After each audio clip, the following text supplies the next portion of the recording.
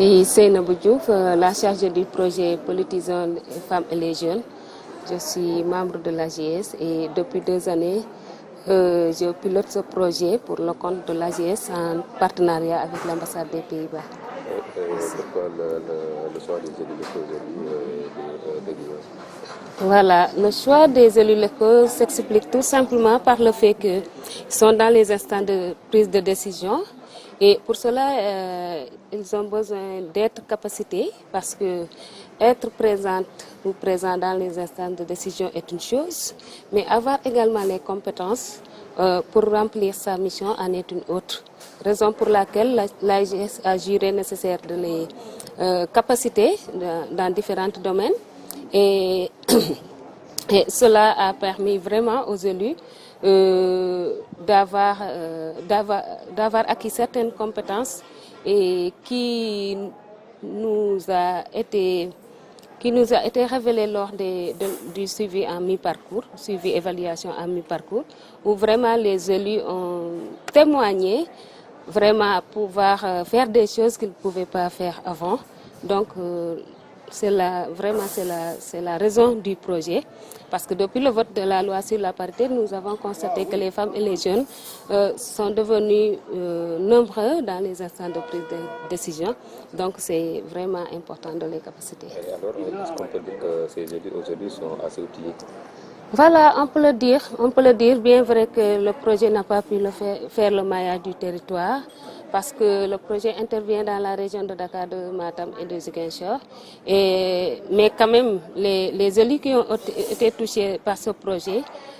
nous témoignent vraiment de l'importance de ce projet et des acquis qu'ils ont eus, qui leur a permis vraiment d'avoir un changement de comportement,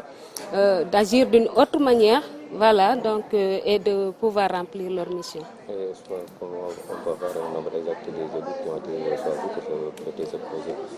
Voilà, donc vu que le projet n'a pas encore touché à sa fin, nous sommes vraiment sur le processus. On ne peut pas dire encore le nombre exact, mais quand même, on peut dire que plus de 100 personnes ont été touchées. Peut-être on peut parler de 300 ou 500 personnes donc, qui sont touchées par le projet, parce que ce n'est pas la seule activité qu'on a eu à tenir. On avait tenu également des rencontres d'échange, mais également des panels dans les différentes régions. Et chaque panel regroupait 100 ou plus, même 100 personnes ou plus. Donc, raison pour laquelle on peut dire que vraiment, pour les bénéficiaires directs, on a touché au moins 500 personnes. Voilà, sans parler des bénéficiaires indirects.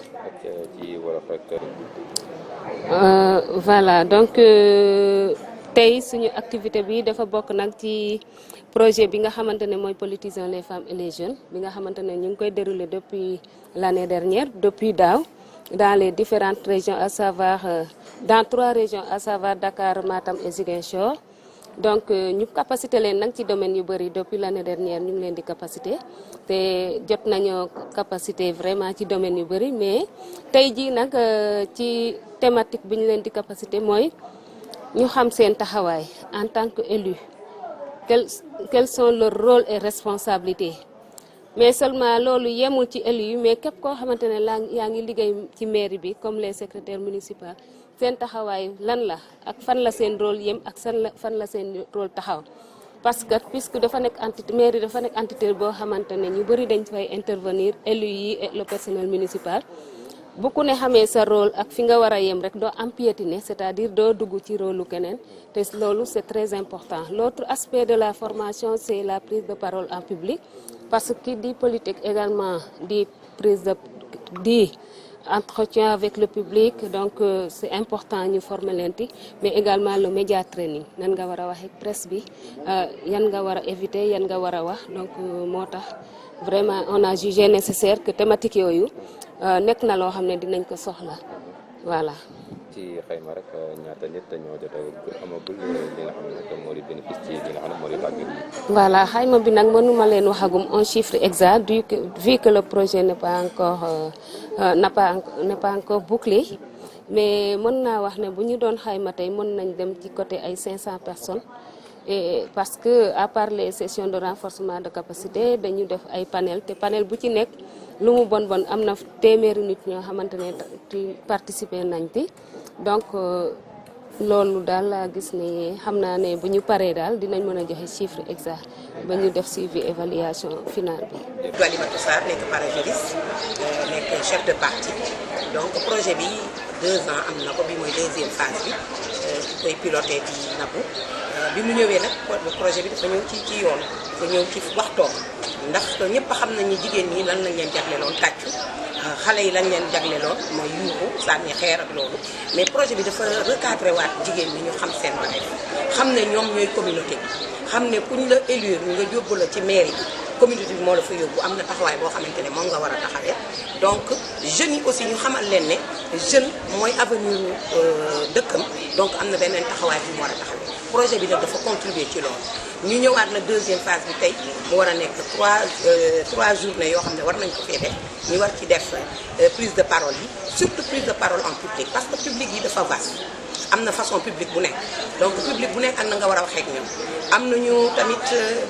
formation ci média training mooy nooy waxee ak média parce que média aussi am na comportement booy am na taxawaay boo am na yu ñu lay laaj yoo xamante ne soo xamul noo koy waxee wala nooy esquiver wala noo koy tontoo mën na la yàqal lu bari donc projet bi daal yaakaar naa bi ñu ko indee dafa ñëw à son heure di ñaanal nag AJF parce que ñoom du lii rek du projet bi kese yàgg nañu taxawu jigéen ñi ci cadre bu nekk sur le plan de la politique sur le plan ci yeneen donc bii nag moom dafa nekk boo xam ne dafa nekk en actualité mooy politisons les femmes et les jeunes.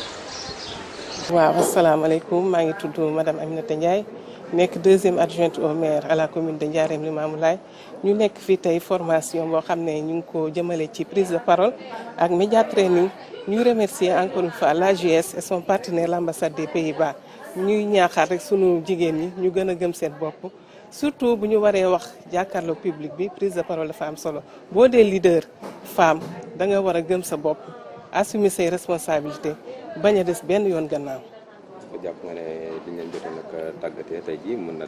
tax rek ngeen daal di mën a nag gën a mën a waxtaan ak ñi nga xam ne ñoo nekk ci public bi waaw formation yi nga xam ne jot nañ daal di. waaw formation bi daf ñuy permettre ni ma ko waxee rek ñu gën a mën a wax ak public bi en ce qui concerne encore une fois la prise de parole en public wax ak askan wi parce que ñu ay élus lañ war a wax ak ñëpp. kon lii dañ koy remercier encore une fois l'AJS am na solo lool déjà nous en sommes ñu ngi ci 2e phase bi ni ma koy waxee prise de parole bi ñu ngi ci formé am na solo lool di leen jaajëfal di remercier l'AJS encore une fois.